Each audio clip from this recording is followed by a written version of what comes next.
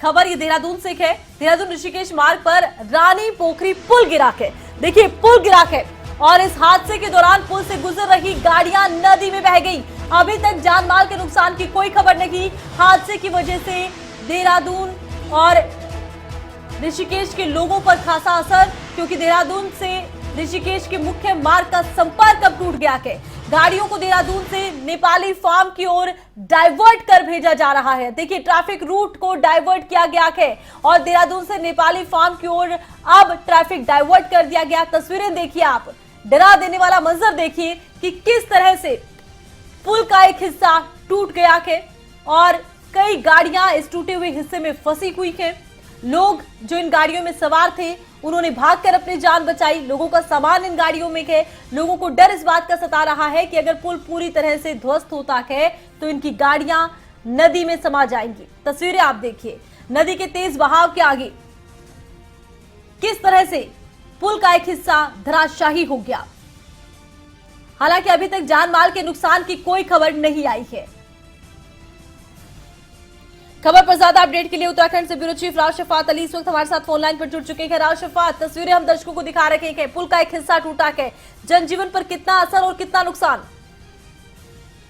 आरती, बहुत बड़ा नुकसान हुआ है, बड़ी घटना है। पूरा जो जनजीवन है आसपास के इलाकों का वो पूरी तरह से ठप हो गया और पूरा हाईवे रुक चुका है। देखिए ये एयरपोर्ट को भी जोड़ता है, ये वाला जो पुल है रास्ता है, और ऋषिकेश से देहरादून की तरफ ये रास्ता आता है। और क्योंकि तेज बारिश है पिछले 48 घंटे से उत्तराखंड के जो पर्वतीय इलाके हैं वहां भी लगातार बारिश है और मैदानी इलाकों में भी बारिश है।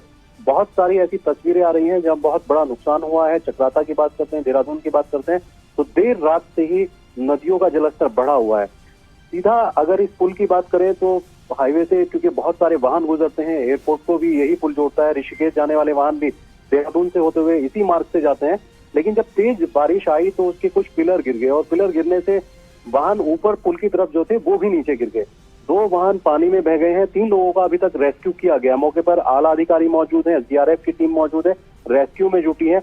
लेकिन अभी पूरी तरह से जो मार्ग है वो बाधित हो चुका है। जो वाहन है उनको रोका गया और डाइवर्ट किया जा रहा है अभी वाहनों को। जी, तो ट्रैफिक रूट को डाइवर्ट कर दिया गया है। जनजीवन पर इसका कितना असर होगा, क्योंकि पुल बहाल होना फिलहाल आसान नहीं लगता?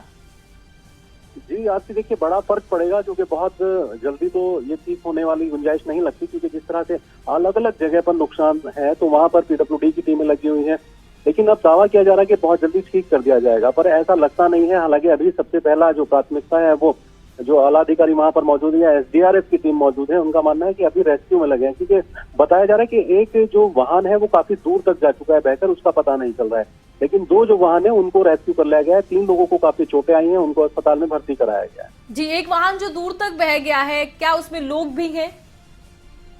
बिल्कुल, इसमें पूरी अभी जानकारी तो नहीं लग पाई, लेकिन उसका पता लगाया जा रहा है, क्योंकि छोटा जो माल वाहन छोटा वाहन होता है उसको बताया जा रहा है कि वो तेज पानी की गति से उसके साथ बहा है, क्योंकि बहुत ज्यादा मलबा भी है आसपास के क्षेत्र में, बहुत ज्यादा मलबा हुआ है पुल के टूटने से। अभी पता लगाया जा रहा है कि कहाँ की गाड़ी थी, देहरादून की लोकल गाड़ी थी या फिर दूसरे किसी राज्य से वो वाहन आया था। जी, तो फिलहाल देखिए रेस्क्यू अभियान भी चल रहा है।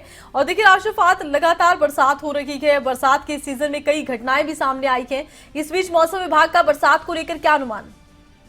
अभी 3 दिन का अभी देखिए मौसम विभाग ने जो अनुमान जताया है कि अगले 3 दिन और तेज बारिश हो सकती है, मैदानी इलाकों में भी और पर्वतीय इलाकों में भी। अलर्ट पर रखा गया है, येलो अलर्ट पर रखा गया है। और जो प्रशासन है लोकल उसने भी चेतावनी दी है, ये जारी की है कि जो नदियों के आसपास कुछ लोग रहते हैं वो सुरक्षित स्थानों पर चले जाएं।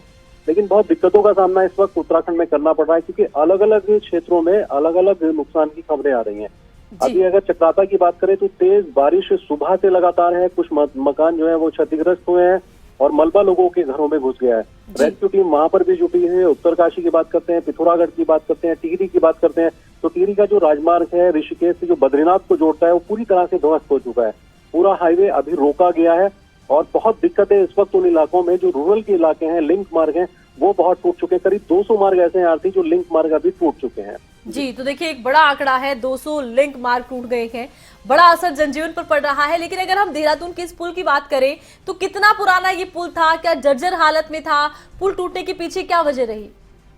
नहीं आती, पुराना पुल नहीं था अभी, क्योंकि नए हाईवे बने हैं और यहाँ ऑल वेदर रोड का काम भी चल रहा है, तो अभी ये नया ही पुल बना था। जी। हालांकि जो पुराना पुल है वो इसके बराबर में था, जी। लेकिन पुल बिल्कुल ठीक था, किस तरह की कोई दिक्कत नहीं थी। पर क्योंकि ये जो नदी है बहुत तेज बहाव के साथ चलती है जी। और बरसात का वक्त जब होता है तो इस पर खतरा मंडराता रहता है। जी। लेकिन क्योंकि अब तेज बारिश और लगातार बारिश है और पानी का जो जलस्तर है वो बहुत तेजी से बढ़ा है, तो जी। इस वजह से इस पुल को नुकसान हुआ है। हालांकि इसको कह सकते हैं कि लापरवाही है उन अधिकारियों की, उस विभाग की जिसने इस ब्रिज को बनाया था, क्योंकि इतनी जल्दी अगर ये इतने पानी से टूट जाएगा तो बहुत सारे ऐसे पुलिस मार्ग पर बने हुए हैं जिनको खतरा हो सकता है।